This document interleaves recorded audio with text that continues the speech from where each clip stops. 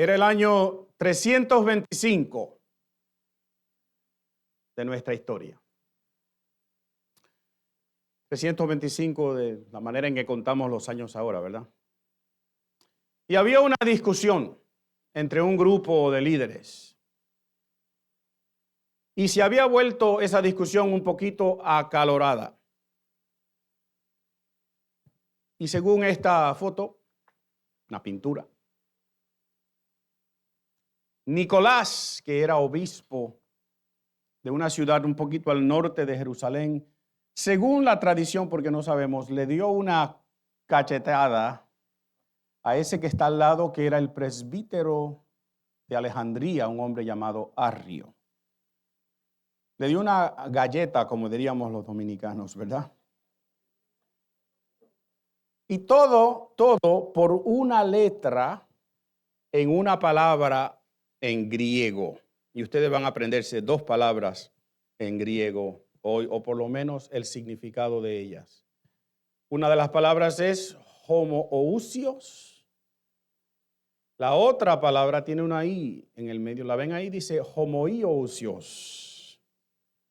Yo no espero que ustedes se las aprendan, pero sí quiero que sepan qué quiere decir. Porque la primera palabra, homoousios, quiere decir de una misma esencia. La palabra homo en griego, nosotros la tenemos en muchas palabras en el español, ¿verdad que sí? Quiere decir lo mismo o el mismo. Y ousios es la palabra esencia, substancia.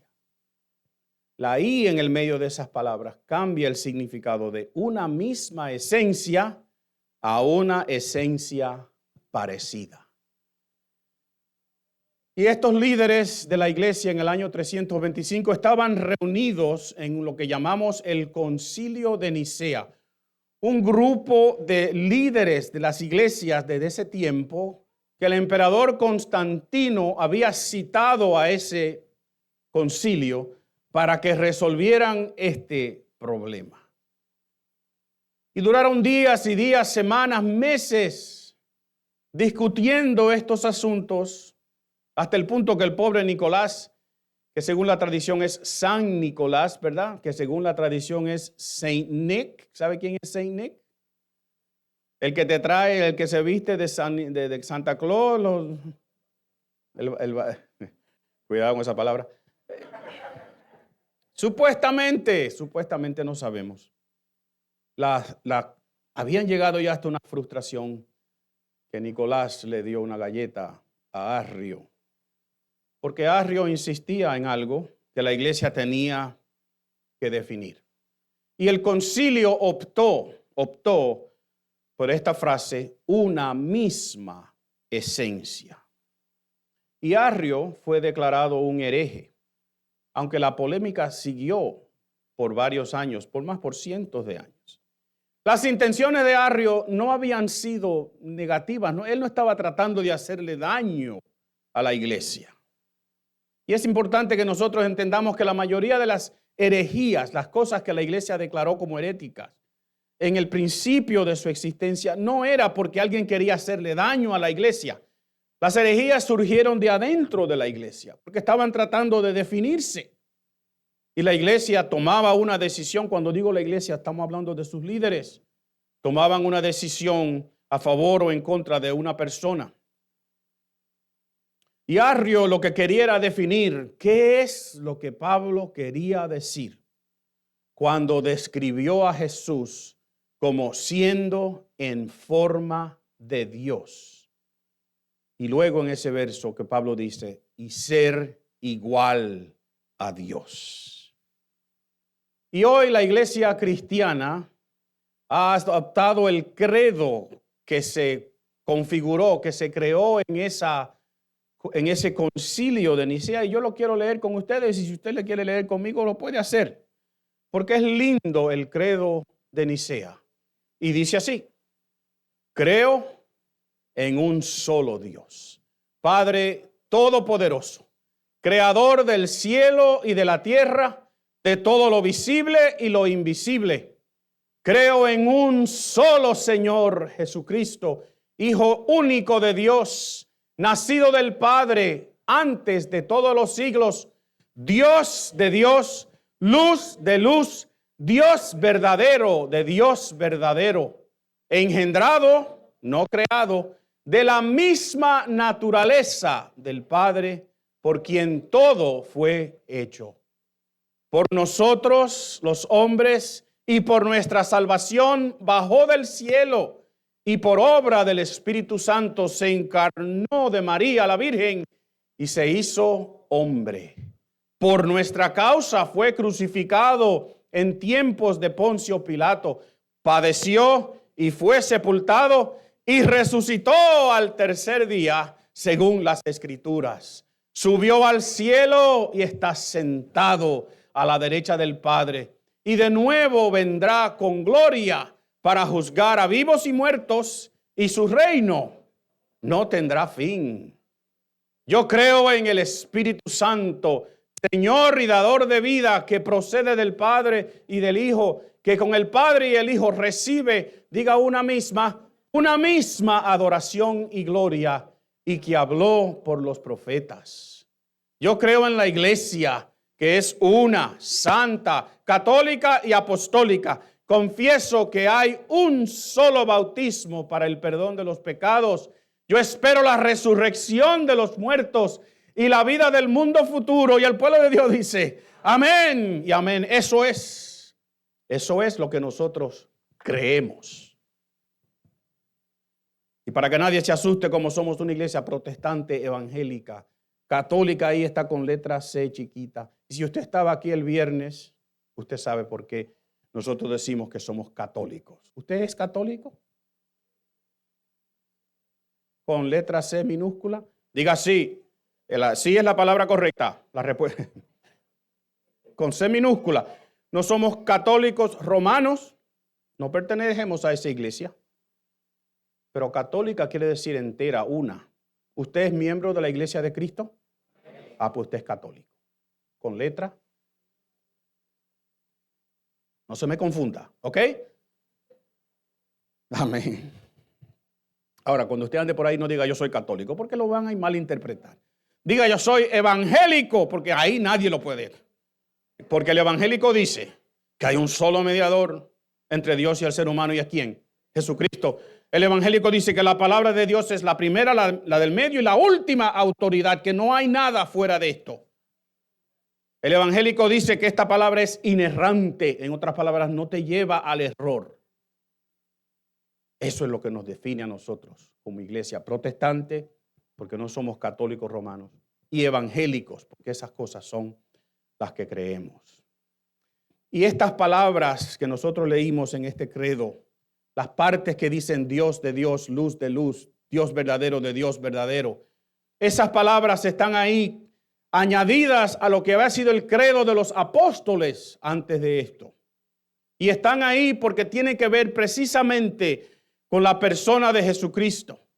Esas líneas que otra vez dicen Dios verdadero de Dios verdadero, engendrado, no creado, de la misma naturaleza. Ahí está su palabra, homoousios, y el Padre. Y las palabras que Pablo dijo, siendo en forma de Dios, no estimó el ser igual a Dios, fueron en ese credo afirmadas. Fueron significativas para Pablo cuando las escribió, para los filipenses cuando las leyeron, fueron significativas para la iglesia en toda su historia y siguen siendo significativas para nosotros en el día de hoy. Y yo quiero volver a leer ese glorioso pasaje que leímos ya hoy, que lo hemos leído varias veces, que lo hemos descrito como un himno de adoración de la iglesia primitiva. Pero ahora al leerlos, yo quiero que nos enfoquemos en dos principios principales. Primero, ¿qué creemos que quiere decir siendo en forma de Dios y ser igual a Dios? ¿Y cuáles son las implicaciones de creerlo o no creerlo?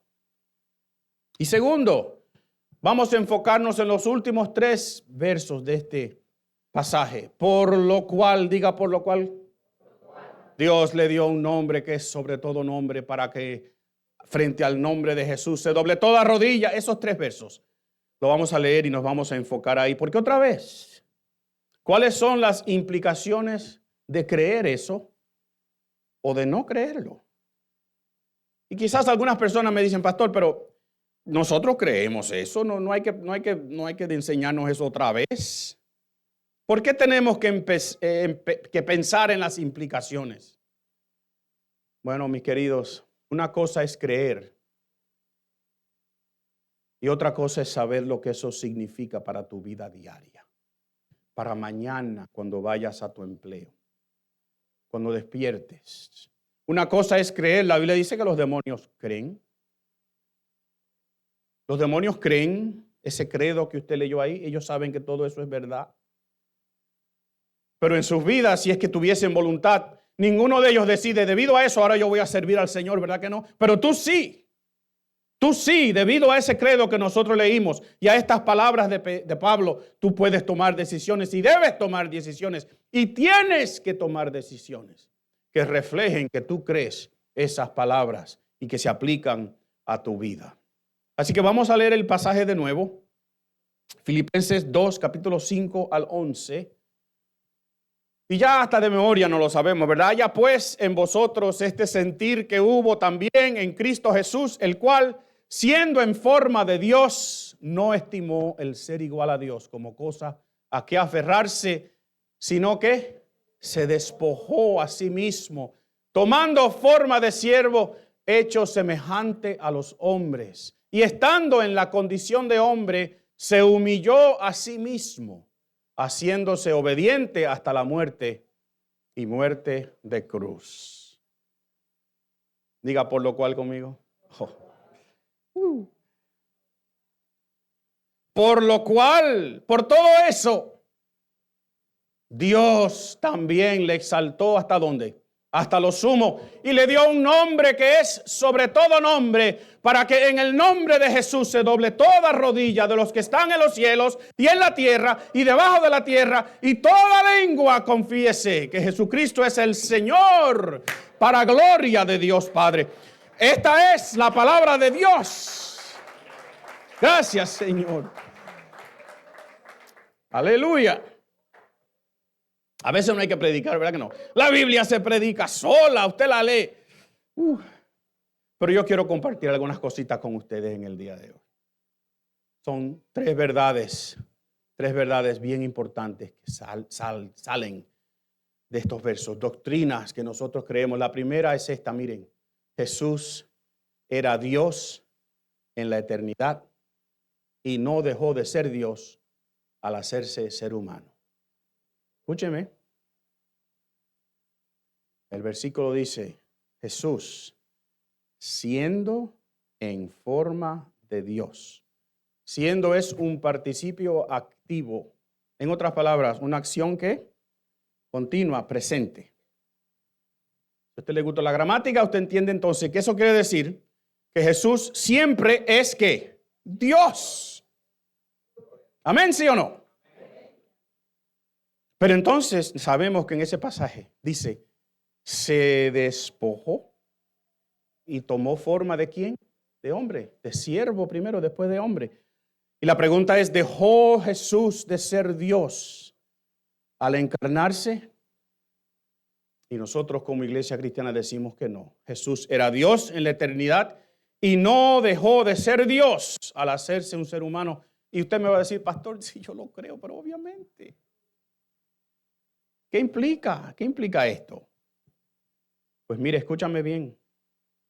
La implicación clara es que para que el ser humano pudiese tener una oportunidad de ser salvo, la pena, la condena de su pecado tenía que ser pagada por alguien que nunca había pecado. Porque un pecador no puede morir por otro.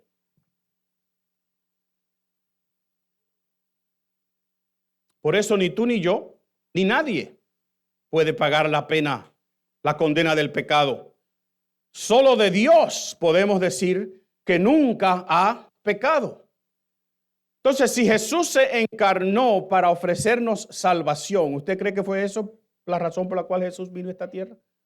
Porque algunas personas creen que fue para enseñar, que es el niñito Jesús, y se olvidan del Rey de Reyes y el Señor de Señores, el que es Señor sobre todas las cosas. Ese fue que bajó y no dejó de ser Señor de señores, ni Dios cuando bajó tampoco. Así que si fue Jesús quien se encarnó para ofrecer salvación, y quien se encarna tiene que ser Dios, porque no puede haber pecado, entonces Jesús tiene que ser ¿qué? Dios. Es lógica de deducción, ¿verdad? Si B es igual a A y C es igual a B, C es igual a A. ¿Cuántos se acuerdan de la matemática del sexto grado?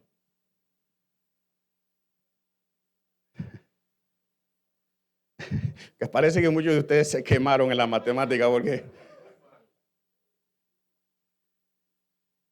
si quien muere no puede tener pecado para hacer un sacrificio y Jesús vino a hacer ese sacrificio, entonces Jesús tiene que ser perfecto y sin pecado. Y el único que es perfecto y sin pecado es Dios. Jesús era Dios en la eternidad y no dejó de ser Dios cuando vino aquí a ser humano. Y otra cosa, hermanos, finalmente, como Dios no puede cambiar, entienda bien esto, que uno de los atributos de Dios en su Trinidad es que Él es inmutable, Él no cambia. Dios no puede cambiar, porque si cambia, deja de ser ¿qué? Dios. ¿Por qué? Porque hay otra fuerza entonces que lo cambia. Si hay otra fuerza, pues entonces Dios no es Dios, porque Dios está por encima de todo, ¿sí o no? Así que cuando nosotros decimos que Dios es omnipotente, que es omnisciente, que es eterno, que es santo, que es perfecto, esos son sus atributos. Uno de los atributos de Dios es que es inmutable.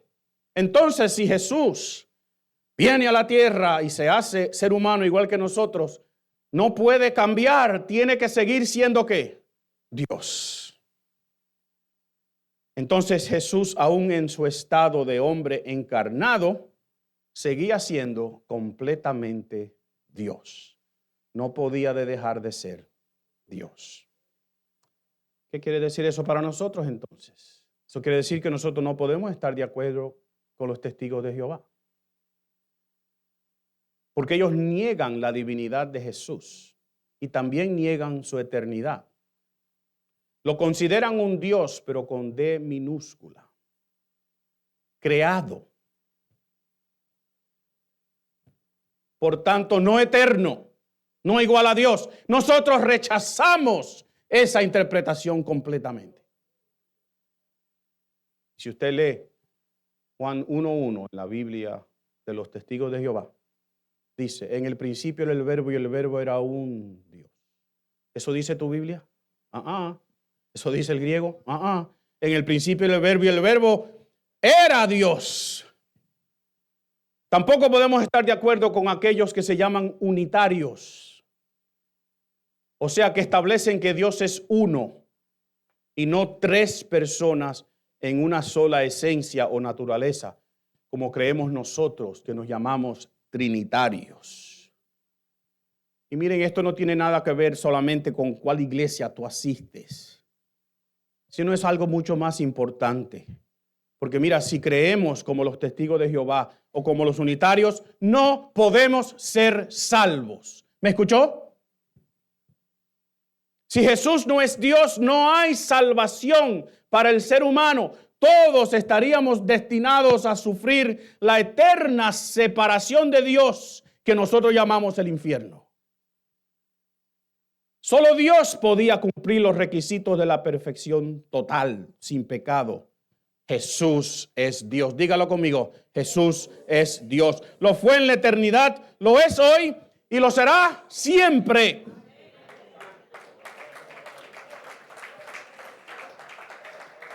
Entonces, creerlo o no creerlo es un asunto de vida o muerte. Hay otra parte de esta declaración que también es importante. Siendo Jesús Dios, y ya le dije que siendo es que en la gramática un participio presente activo. Ay, usted tiene que gustarle la gramática conmigo, porque es que no le gusta.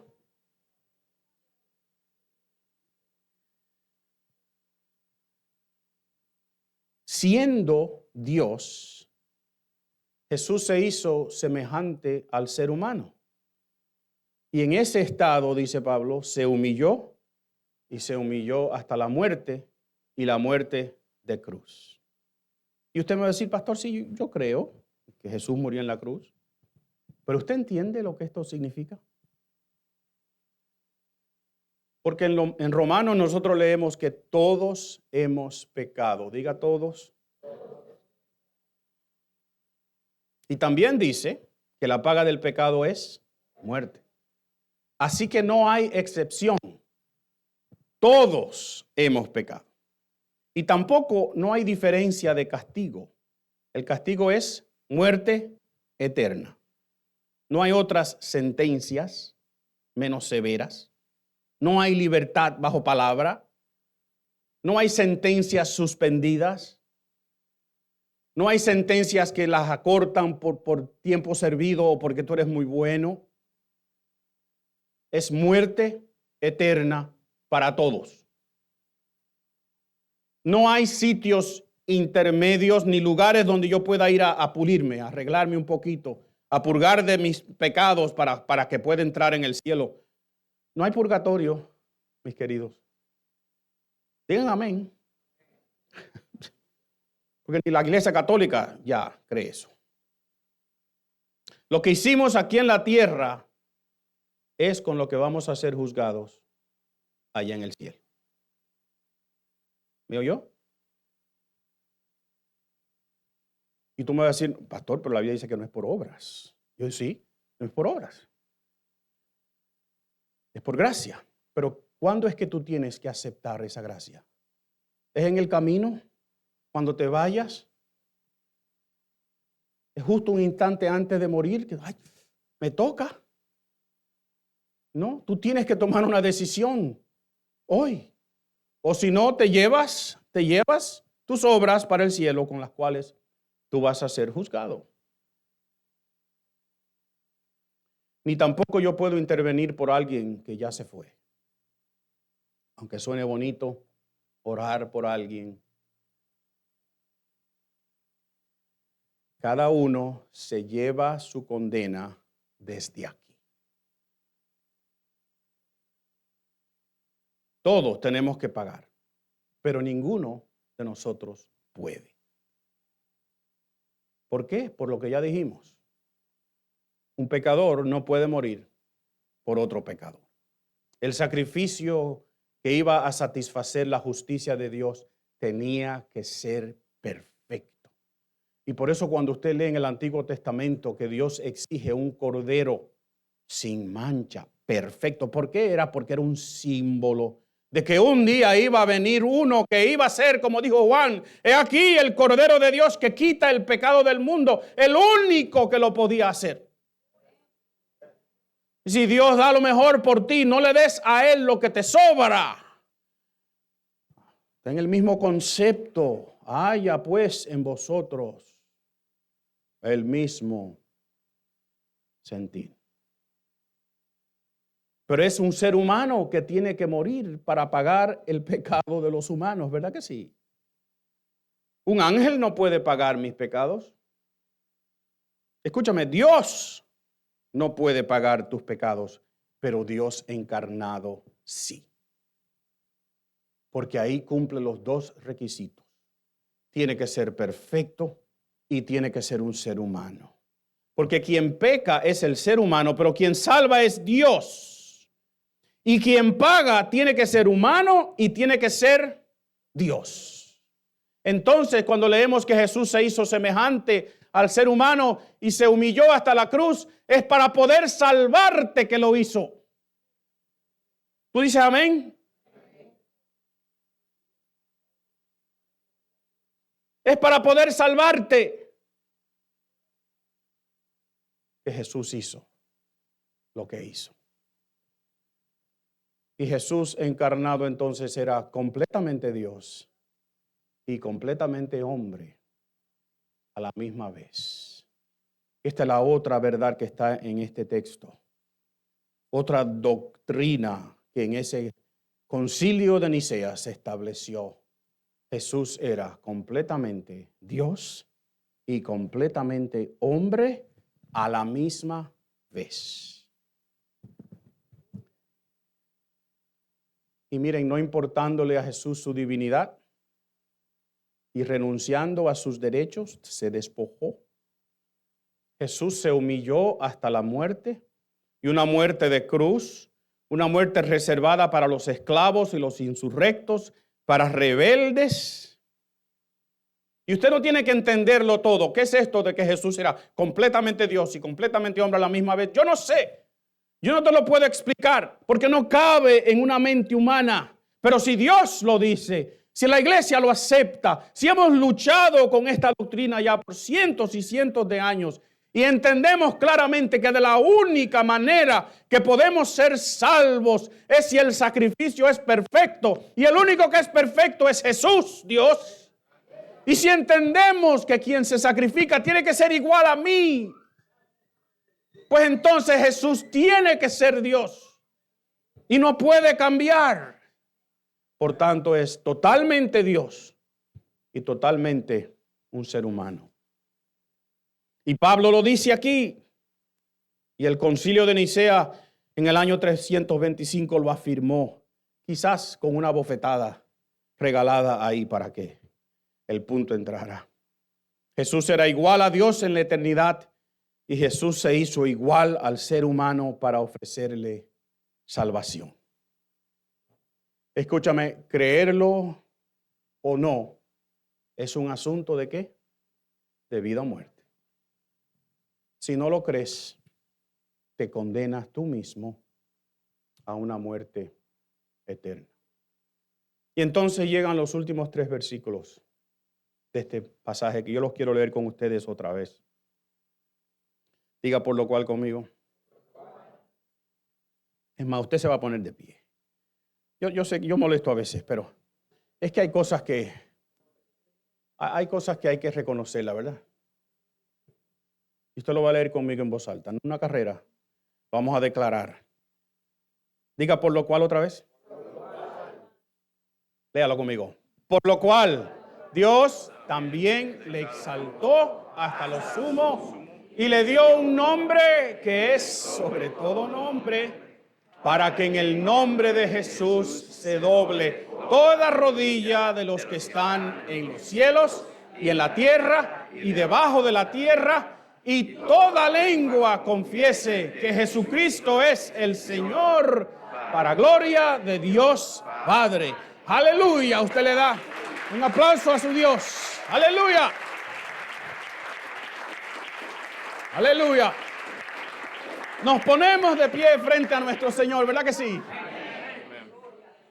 Gloria a Dios. Pueden tomar asiento. O si usted se quiere quedar de pie, está bien, pero tome asiento.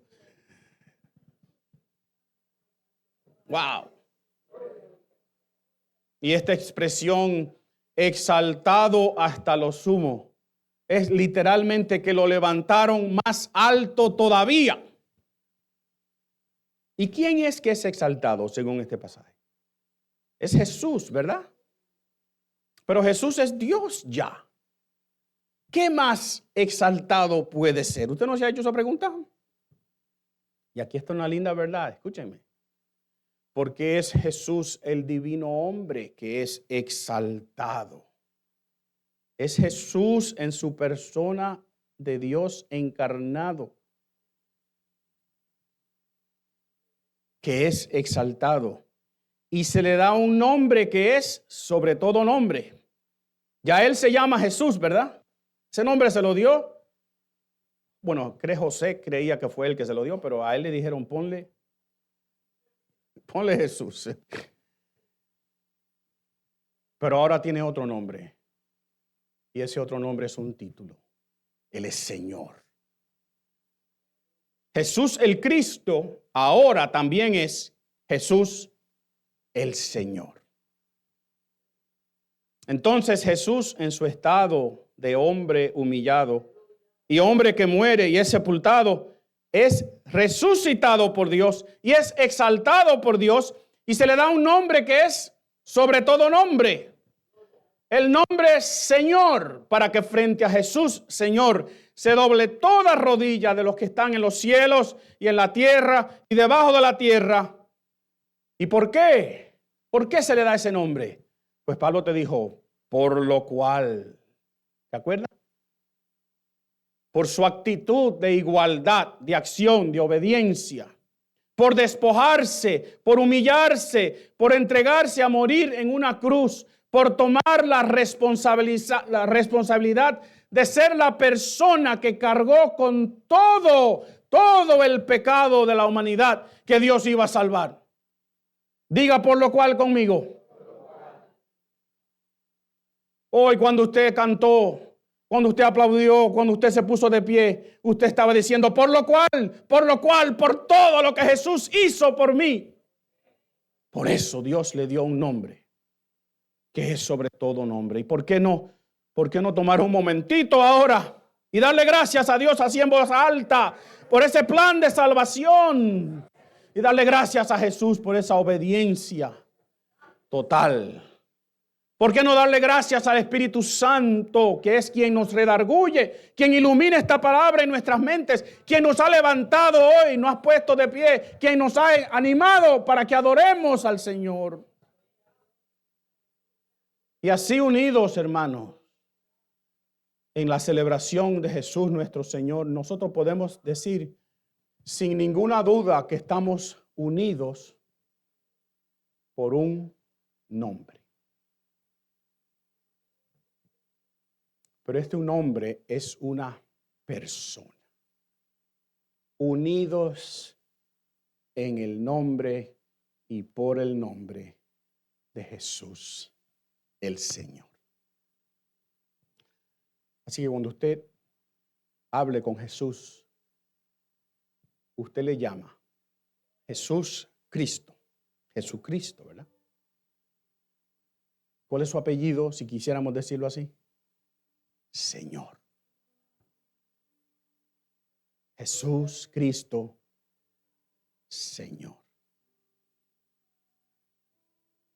Y lo lindo, mis hermanos, noten que para que nadie diga que en el cielo hay rango ni jerarquía, a este Jesús se le da un nombre que es sobre todo nombre, lo exaltan más todavía. Pero ¿quién es que recibe gloria? Para gloria de Dios Padre. Qué glorioso. Qué espectacular, ¿verdad que sí? Y quizás todavía hay alguien que me diga, pastor, y mañana cuando yo vaya a mi empleo, ¿qué quiere decir esto?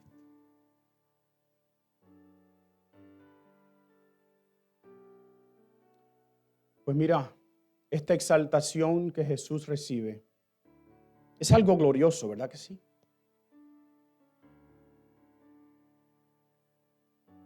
Pero no es solamente eso, sino que el pasaje dice todos. Todos. Diga todos conmigo. Todos tendrán que reconocer que Jesucristo es el Señor, querramos o no. Y el señorío de Jesucristo no es según yo quiera, no es según yo interprete, no es según yo desee. Jesús es el Señor sobre toda cosa creada y toda cosa creada lo va a tener que reconocer como tal. Y el asunto, mis queridos, es que es ahora que tú tienes que hacer eso. Es ahora que tú tienes que reconocer que Jesucristo es tu Señor. Porque un día, diga un día conmigo, un día en el futuro, yo espero que no sea mucho, ¿verdad? ¿Usted quiere que Jesús venga? Ay, sí. Un día todos estaremos frente a Jesús. Y aquellos que han sido redimidos, aquellos quienes hayan confesado con su boca que Jesús es el Señor, aquí, diga aquí conmigo, nosotros vamos a doblar nuestras rodillas. Es más, yo diría que nos vamos a tirar de boca y vamos a postrarnos frente a Jesús, aquel que lo dio todo para que yo pudiese ser salvo. A mí no me van a tener que obligar a arrodillarme, ¿verdad que no? ¿A usted? Tampoco. Pero quienes no lo hayan confesado aquí en la tierra, lo tendrán que hacer por la fuerza en el cielo y por toda la eternidad. Y el punto, mis queridos, es este: si no lo reconociste como tu Señor por tu propia voluntad aquí en la tierra, no lo podrás reconocer como Señor por tu propia voluntad el día que te enfrentes a Él en el juicio final. Ese día será por obligación. Y escúchame, también será una señal de que vas a pasar la eternidad separado o separada de Dios. Porque no lo reconociste como tu Señor, ¿dónde? Aquí, mientras vives. Así que estas palabras de exaltación no son meramente las de un lindo himno, ¿verdad que sí? No son una bella poesía nada más. Estas palabras son un resumen del plan divino de salvación forjado en la eternidad. Un plan cuyos resultados causa que los redimidos y todas las criaturas que estén en los cielos un día canten: al que está sentado en el trono y al Cordero sea la gloria, la alabanza, el poder por los siglos de los siglos. Amén. Miren, creer esto o no creerlo es un asunto de vida o muerte. ¿Tú vas a estar ahí para cantar ese himno? ¿Tú vas a estar ahí para cantar este otro himno de Pablo? Para estar seguro o segura de que tú vas a estar ahí, la respuesta tiene que ser que tú reconoces al Señor, a Jesús como tu Señor. ¿Cuándo? No mañana, no luego, no algún día. ¿Cuándo?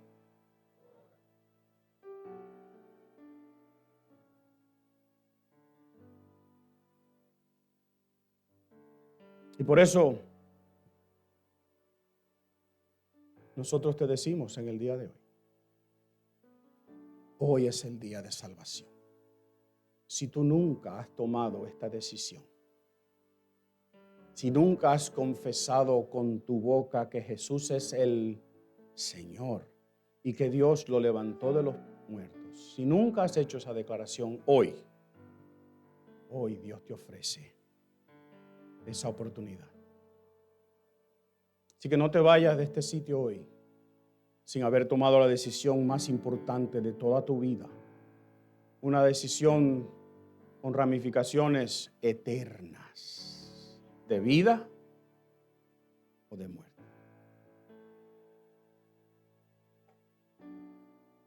Miren, las palabras de este himno están precedidas por esta frase: haya pues en vosotros este sentir que hubo en Cristo Jesús. Esa expresión "en vosotros" es literalmente entre ustedes. Miren, hermanos, estas verdades gloriosas que nosotros hemos predicado hoy, que hemos compartido hoy, estos lindos pasajes que leímos, la esperanza que nosotros tenemos. ¿Usted tiene una esperanza? Eso no sucede en un vacío. No son meramente declaraciones que nos aprendemos. Son verdades que guían nuestras vidas hoy. Que cambian nuestra manera de pensar. ¿Cuándo? Hoy. Que nos obligan a vernos dentro del contexto de una congregación local. Mira a tu alrededor. Una congregación miembro de la Iglesia Católica. La entera, la grande. ¿La de quién? La de Jesús. Es entre nosotros que tiene que haber este sentir. Nada de lo que tú crees como creyente, como evangélico, como miembro de esta iglesia, lo crees tú solo. tú lo crees en este contexto. Amén. Y nadie está aquí porque yo lo traje. Dios te trajo.